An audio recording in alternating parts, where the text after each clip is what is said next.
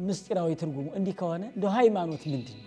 እንግዲህ ቤት ጣራ ግድግዳ ሊኖረው የሚችለው መሰረት ሲኖረው፣ ጣራና ግድግዳ ከመሰረት በኋላ የሚመጡ ሃይማኖት መሰረት ናት ይላል ታላቁ ሊቅ የቤተክርስቲያናችን አምድ ኮከበ ሃይማኖት አባ ዮሐንስ አፈወርቅ ታላቁ ሊቀ ጳጳስ በምናኔው በድንግልናው የተመሰከረለት ቤተክርስቲያንን ያስጌጣት እንደ ስርዓቷ እንደ ህጓ እንደ ወጓ የሞላት ዮሐንስ አፈወርቅ ሃይማኖት መሰረት ነው። አሚንሰ መሰረቲቲ ወካለ አንያ ህንፃ ወንድቅ ሙንቱ። ስለዚህ ሃይማኖቱን ጠንቅቆ ያላወቀ ሰው መሰረት የለው። መሰረት የሌለው ጣራና ግድግዳ ደግሞ አስቡ ይቻላል። ውድ ኦርቶዶክሳውያን አሁን በውስጣችን ሁከት ስጋዊ እየተመላለሰ የሚያስቸግረን ከሆነ ይህ መሰረተ ሃይማኖቱን ሃይማኖታዊ ይዘቶችን ጥንክር አድርጎ መያዝ በጣም ዋጋ አንዳንድ ጊዜ ነፍሳችን ከስጋችን ስትጣላ የሚመጣ ሁከት ነው። አብዛኛው መሰረታዊ ትምህርት ሃይማኖት መማር አስፈላጊነቱ ሃይማኖት የሆነውን ሃይማኖታዊ ጉዳዩን ዝርዝር ነጥቡን ከያዝነው መሰረት ያዝ መሰረት ያለው ሰው ሌሎቹ ይኖሩታል። ነፋሳት ቢነፍስም መሰረት ላይ ስለተመሰረተ መሰረቱ ጽኑ ስለሆነ በፍጹም አይናወጽም። ባለትዳሩንም መናኙንም ከዓለም ከገዳም ባለስልጣኑንም ዜጋውንም እንዲህ ግራ የሚያጋባው ምንድነው ካላችሁ የመሰረቱ መናጋት ነው።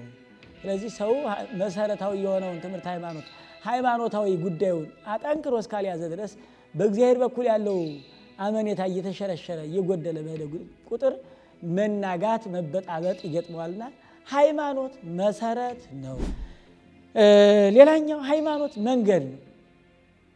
ሃይማኖት መንገድ ፍጡር ወደ ፈጣሪው የሚሄድበት ፈጣሪና ፍጡር የሚገናኝበት መንገድ ነው። ለዚያ ነው ነቢዩ ሆሴዕ ምዕራፍ 14 ቁጥር 9 ላይ እስመ ርቱዓት ፍናዊሁ ለእግዚአብሔር ጻድቃን ይሐውረወን ወኃጥአን ይሰነወን። ጻድቃን ይሄዱበታል፣ ኃጥአን ግን ተሰናክለው ይወድቁበታል። ሃይማኖታዊ የሆነ ሰው ካሰበው ለመድረስ ሃይማኖታዊ የሆነ ሰው የጀመራቸው ለመጨረስ ምንም የሚያስቸግረው ነገር አይደለም።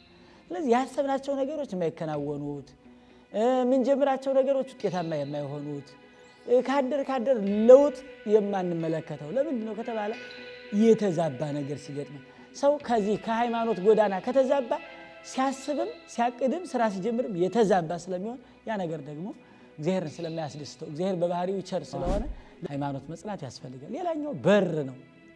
ሃይማኖት ምንድን ነው ከተባለ በር ነው። ሰው ቤት ውስጥ ገብቶ ለመኖር በቤት ውስጥ ያለውን የኑሮ ዘይቤ ለማከናወን በበር መግባት ያስፈልጋል። ስለዚህ ሃይማኖት በር ነው። በእግዚአብሔር በኩል የእሳት በመጠን አድርገው የተጠቀሙት እንደሆነ ሕይወት መድኃኒት ይሆናል። ከመጠን አልፈው ያላደራረጉ አድርገው የተጠቀሙት እንደሆነ ሕይወት ያሳጣል። ሃይማኖትም እንደተገለጠው እንደመጠኑ እንደተሰጠን አባቶቻችን በተረዱበት አባቶቻችን ባስተማሩት አባቶቻችን በኖሩት ልክ ያደረግነው እንደሆነ ሕይወት መድኃኒት ይሆናል። አባቶቻችን ከተረዱት አባቶቻችን ካስተማሩት ከዚያ ውጭ ያደረግነው እንደሆነ ግን እሳት በላኢ ለአማጽያን ለእለ ይክህዱ ስጅ። ልጅ ደግሞ የአባቱ ገንዘብ በጠቅላላ የእርሱ ገንዘብ ነው። ልጅ ነዋ። በቤት ውስጥ አይደለም የሚኖር፣ ቤቱ የእርሱ ነው፣ ንብረቱ የእርሱ ነው። አባቱ እስከሆነ ድረስ በቤት ውስጥ ያለው ንብረት ሁሉ የእርሱ። ስለዚህ እግዚአብሔር አባታችን እስከሆነ ድረስ የእግዚአብሔር የሆነው ሁሉ የኛ ይሆናል።